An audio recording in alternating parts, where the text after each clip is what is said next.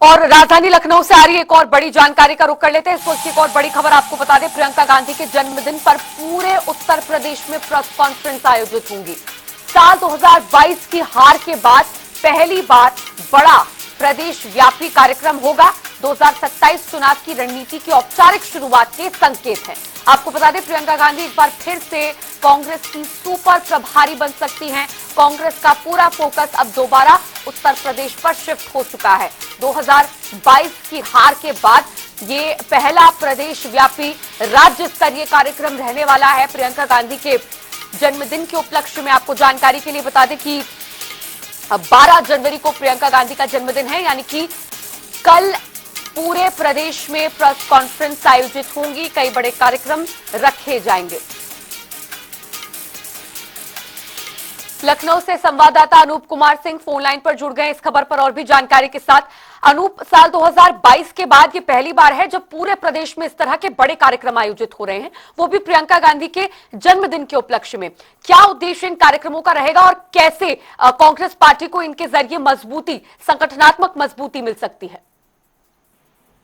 और देखिए, उत्तर प्रदेश में आने वाले समय में लगातार चुनाव हैं, वो चाहे पंचायत चुनाव के हों या उत्तर प्रदेश में 11 सीटों पर शिक्षक के बल से, स्नातक के बल से के चुनाव हों, या फिर 2027 विधानसभा की तैयारी पॉलिटिकल पार्टियों ने शुरू कर दी है। वो चाहे भारतीय जनता पार्टी हो, कांग्रेस हो, बीएसपी हो, समाजवादी पार्टी हो, हर पार्टी 2027 विधानसभा चुनाव को लेकर के लगातार प्रयास कर रही है उनकी जमीन मजबूत हो।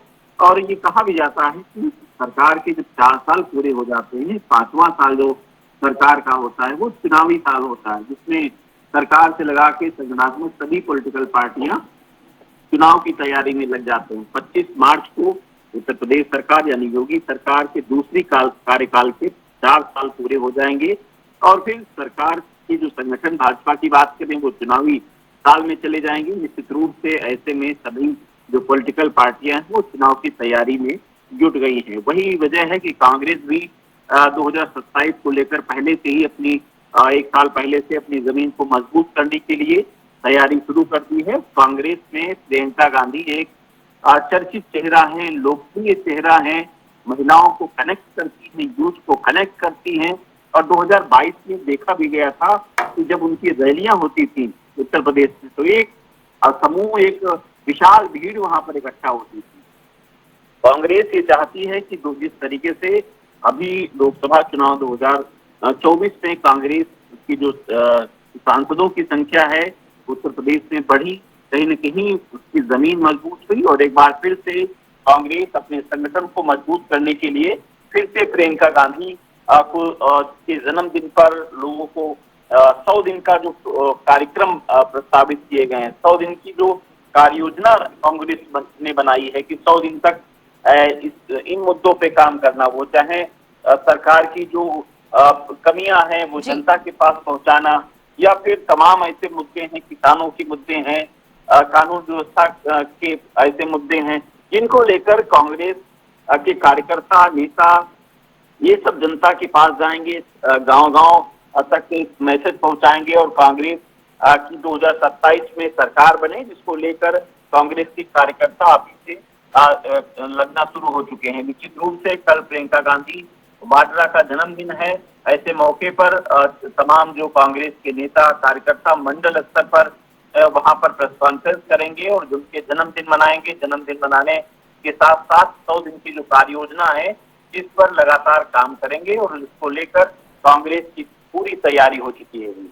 अनूप, पूरे प्रदेश में जहां जहां पर प्रेस कॉन्फ्रेंस और ये कार्यक्रम आयोजित किए जाएंगे लगातार 100 दिनों तक, तो यहां पर कांग्रेस पार्टी के क्या अलग अलग नेताओं की ड्यूटी भी मुख्य रूप से लगाई गई है इन कार्यक्रमों की अध्यक्षता करने के लिए? बिल्कुल, इन कार्यक्रमों की अध्यक्षता के लिए या फिर पूर्व सांसद या फिर कांग्रेस का जो पदाधिकारी बड़े स्तर के हैं उनको लगाया गया है। हर एक मंडल स्तर पर वहां पर किसी न किसी बड़े नेता की जिम्मेदारी सौंपी गई है। वहां पर कार्यकर्ताओं भी इकट्ठा होंगे, तमाम जो केक काटा जाएगा उसके बाद फिर जो अस्पतालों में जो लोगों की वहां तक तीमारदारों या मरीजों तक फल वितरण करेंगे।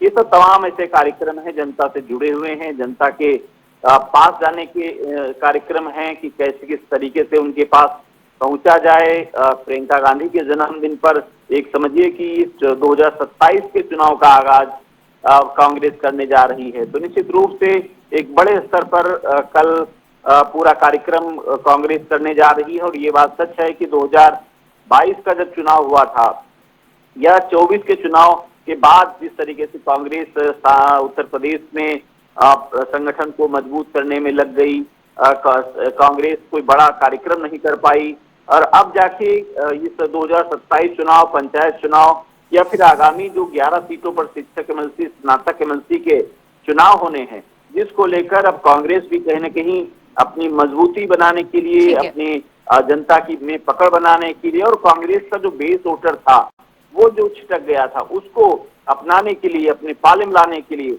अब वो प्रयास कर रही है कि जो तमाम जो लोकप्रिय जो कांग्रेस के वोटर्स रहे हैं या जो उनका संगठन रहा है वो मजबूत हो और 2027 में उत्तर प्रदेश में कांग्रेस सरकार बना सके। ठीक है, बहुत शुक्रिया अनूप कुमार इस जानकारी के लिए।